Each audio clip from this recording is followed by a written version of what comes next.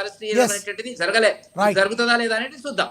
Right మళ్ళీ వస్తాను వెంకటరెడ్డి గారు మీ దగ్గరికి. మనతోటి రాజకీయ విశ్లేషకుడు పాపిరెడ్డి గారు ఉన్నారు, ఆయనతో మాట్లాడదాం. పాపిరెడ్డి గారు నమస్తే అండి. పాపిరెడ్డి గారు అడగండి. ఎస్ పాపిరెడ్డి గారు, కేటీఆర్ గారు ఇప్పుడు మనకి బ్రేకింగ్ న్యూస్ కూడా అందుతుంది, విచారణ కూడా కంప్లీట్ అయింది.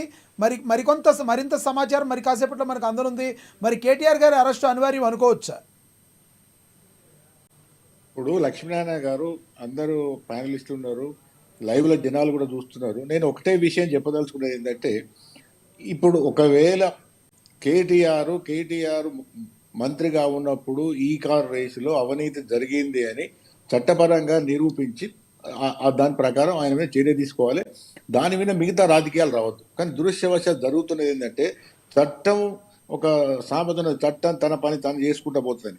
కానీ భారతదేశంలో కానీ తెలంగాణ రాష్ట్రంలో కానీ చట్టం తన ఆ పనిని చేసుకోపోనిస్తలేరు.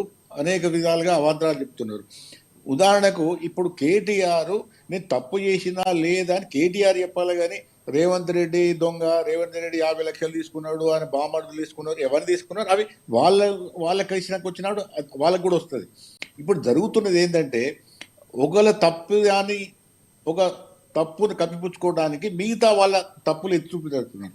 ఈ తప్పులు ఎత్తి చూపెట్టడంలో జరుగుతున్నది ఏంటంటే అసలు విషయం పక్కకు పోతున్నది.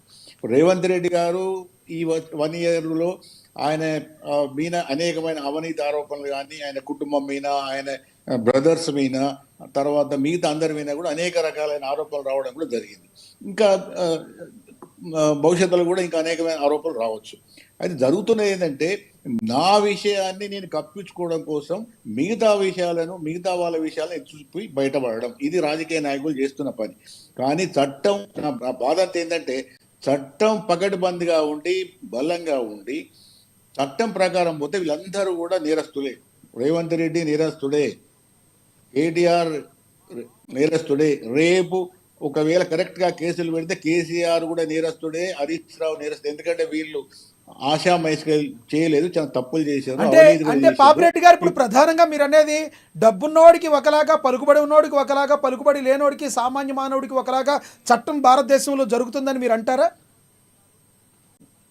అది ప్రపంచం అంటే ఇప్పుడు అందరి కళ్ళకు కనబడుతున్న అంశమే. అది కోర్టులలో ఇవాళ జరుగుతున్న తీవ్ర జాప్యము ఒక కామన్ మ్యాన్, ఒక సామాన్య మనిషికి ఇవాళ పలుకుబడి కలిగిన రాజకీయ నాయకులకు, అధికారంలో ఉన్న రాజకీయ నాయకులకు ఎంత చుట్టమవుతున్నది మనకు కనబడడం కాదు. ఇప్పుడు చట్టం ప్రకారం ఈ పార్టీకి చాలా మంది కూడా ఒక్కొక్కరికి 15-20 ఏళ్ళ నుంచి కేసులు నడుస్తున్నాయి. ఎవరికి కూడా ఏం కాలేదు. చంద్రబాబు నుంచి మొదలు పెడితే, అంతకుముందు వాళ్ళ నుంచి మొదలు పెడితే, జగన్మోహన్ రెడ్డి నుంచి మొదలు పెడితే, వైఎస్ రాజశేఖర రెడ్డి చనిపోయాడు, కానీ ఆ తర్వాత నుంచి రేవంత్ రెడ్డి నుంచి మొదలు పెడితే అందరి మీద కూడా కేసులు ఉన్నాయి.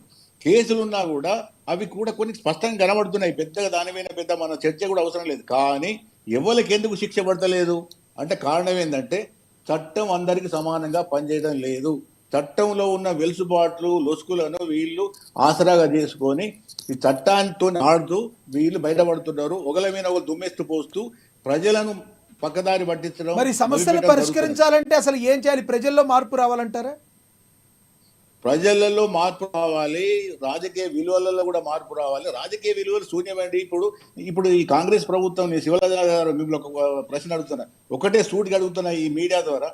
మీ ప్రభుత్వం 1 ఇయర్ అయింది కదా, నా మీద కూడా మీరు కేసులు పెట్టుకోరు, ఏమైనా చేసుకోరు. నేను ఒకటే విషయం అడుగుతాను, మీ ప్రభుత్వంలో కరప్షన్ లేకుండా, మీ ప్రభుత్వంలో ఉన్న అధికార ప్రతినిధులు కానీ వాళ్ళు ఇవ్వాలని కాదు, పేరు చెప్పాల్సి, వాళ్ళు లేకుండా నడుస్తున్నది కదా. ప్రతి దగ్గర కూడా రేట్ అని చెప్తున్నారు జనాలు. కాంట్రాక్ట్ బిల్లు పాస్ కావాలంటే రేటు, కాలేజీలో ఫీ రియంబర్స్మెంట్ పోవాలంటే ఒక మంత్రి దగ్గరికి పోతే రేటు, ఇంకొకరి దగ్గర పోతే రేటు. మీరు ఎక్కడ ఏం గొప్పగా ఉన్నదని ఇవన్నీ. ఇప్పుడు వాళ్ళ కరప్షన్, మీరు కరప్షన్, ఎంత కరప్షన్ అంతా ప్రజల సొమ్మును అధికారంలో ఉన్న వాళ్ళంతా కూడా ఎవరు దొరికింది వాళ్ళు తింటున్నారు, ఎవరి శక్తి మేరకు వాళ్ళు తింటున్నారు. ఆఖరికి ఎక్కడైనా బయటపడ్డ కాడ ఒకళ్ళమైన వాళ్ళు బుర్ర తల్లుకుంటూ రాజకీయాలలో మనటువంటి వాళ్ళను ఒక మభ్య పెడుతూ, ఒక పిచ్చోళ్ళని చేస్తూ ఈ కథ నడిపిస్తున్నారు. అందరూ దొంగలు ఊళ్ళు పంచుకుంటున్నారు అంటారు మీరు. ఆఖరికి ఊర్లు కాదు రాష్ట్రాన్ని పంచుకుంటున్నారు, ఊర్లు కాదు రాష్ట్రాన్ని రాష్ట్రాన్ని పంచుకుంటున్నారు, రాష్ట్రంలో సంపదన పంచుకుంటున్నారు మొత్తం. రైట్ దీనిలో రైట్ ఎవ్వరు బాబు కూడా మినాయింపు లేదు, ఎవ్వరు కూడా కడిగిన ముత్యాలు కాదు, అంత మురికి ముత్యాలే. అందరూ ప్రజా ధనాన్ని తినడం కోసమే వచ్చినట్టు కనబడుతున్నది. ఇవాళ రాజకీయ నాయకులు చూస్తే ప్రజలు భయపడుతున్నారు. అసలు ఈ ప్రభుత్వాలు ఎందుకు, ఈ రాజకీయ నాయకులు ఎందుకు, ఈ మంత్రులు ఎందుకు, ముఖ్యమంత్రులు ఎందుకు, ఇది మొత్తం దోచుకోవడానికి ప్రజల తినడానికి